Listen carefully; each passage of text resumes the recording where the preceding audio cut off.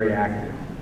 But if I'm not on the board, I'm not particularly active. So angels like to have someone on the board. I almost never invest unless another angel investor or a venture capitalist is coming in on the same terms in the same round I am, representing my interest. And it has to be someone I respect who I think can help the company and not mess it up. Because sometimes if venture capitalists don't understand the business, they can screw it up as much as they can help it. That's happened. There's a fairly famous Atlanta-based venture capitalist who killed everything he touched. You know, we're all people and we have opinions. Now, a good angel investor is going to spend about 4 days a year on the deal. A venture capitalist is probably, if he's on the board, is probably going to spend 10, 12 days a year on it. So they're going to be much smarter. Angels tend to invest over a wide spectrum of things. Venture capitalists tend to have very tight specialties. So not only is your deal, the 12 days spending in your company, spending a lot of time in that same industry with other companies. So they become real industry experts. So does that kind of help you? Angels tend to be a little more human about things. My experience is angels aren't quite as ruthless as VCs. The VCs, if they start having problems with the CEO's gone. That's how it works.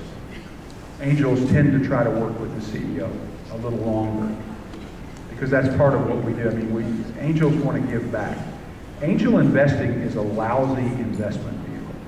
I mean, I made a lot of money as an angel investment because early on because I knew two guys who were really smart and I invested in big rounds of theirs. And one of them is now called T-Mobile. The guy started as a guy named John Stanton. And John was the first guy I ever knew in wireless who was 10 times better in business than I was. And we both shared Harvard as a background. And you know, when I had an opportunity to invest in his deal, I took every dollar he'd give me because I knew he was the best guy I'd ever seen. And it worked out pretty well. But that's the way I like to invest, is so that I have somebody who's going to watch the company, whether it's me or someone else.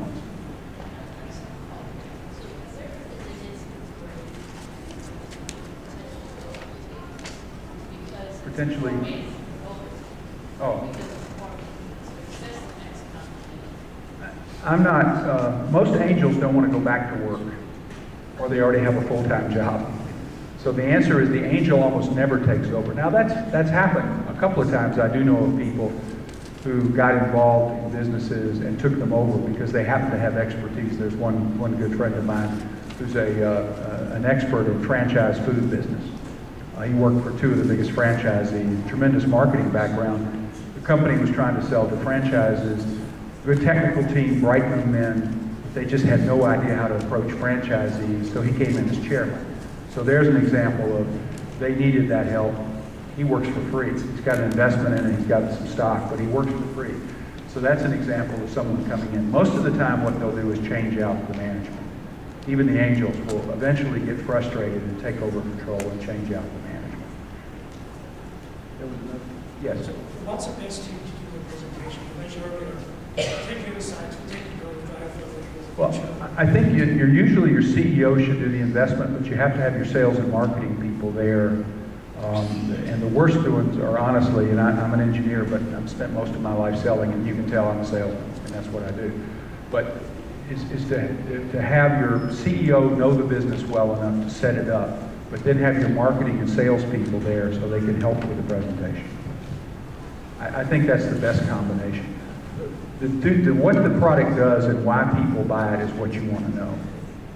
I mean, if you're selling cable equipment, for instance, Scientific Atlanta tried to build a cable business. We didn't go in and talk about all the great blinking lights and how cool it was. What we talked about is how cable operators were going to make more money than they ever dreamed possible. And Scientific Atlanta did well. It's a $2 billion company, got bought by Cisco for $4 billion. I knew two guys who were cable franchisees who were billionaires within 3 years at the time they started buying our equipment because the cable industry exploded. So that's what they wanted to know, was how could they make money. And so that's really what we want to know as investors, is why is somebody going to buy what you're buying, what you're selling. The question here, yes? Yes, what would you suggest small investors go looking for investing? Take a cold shower till that thought goes away.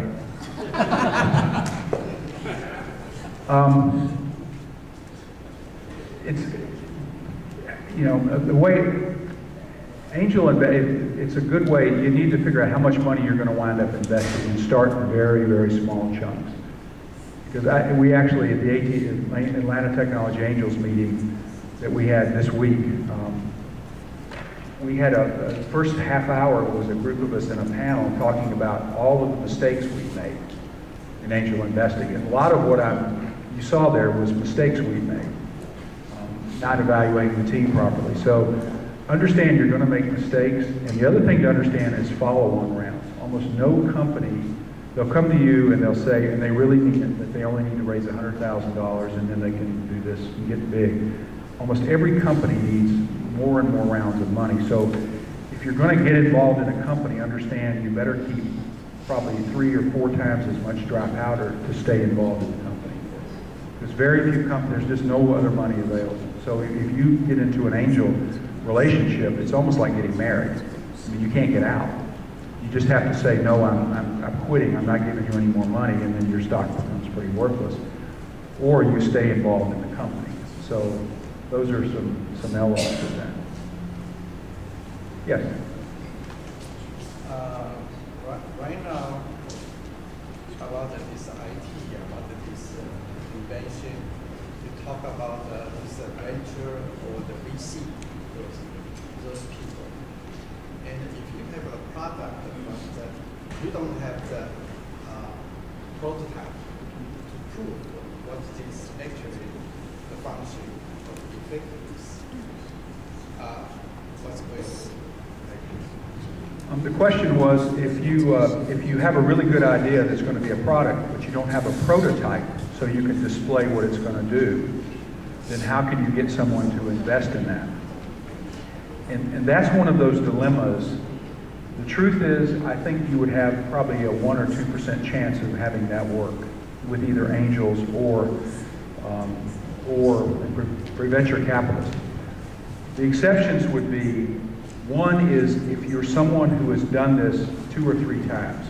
I mentioned David Lamb before. He started Lamb Research, built up a multi-billion-dollar company in the space of checking computer chips. If David Lamb came to a bunch of investors and said, I have an idea, he could get money because he's done it, he's very successful, and it's probably a pretty good idea. As someone who has not got a track record like that, you almost have to work, you almost have to come up with a prototype somehow. And that's where friends and family come in. Is you have to get to the point you've got something that works. Basically, but that's just the first step, because once you have a prototype that works, then you have to get it out there in a customer and make sure it works, and then you have to have it ready for full time and all of that. So there's a lot of steps. Yes? Yeah, if you're in a high-tech business, how important is the patent portfolio? Like we know that, I mean, there's a lot of people saying the patent. That's a wonderful question. Particularly the U.S. patent system is broken because anybody can get a patent. Sometimes for small guys, even if you have a patent, you cannot defend it. So how important is this for engineers? I don't put much value in patents. I really don't. Because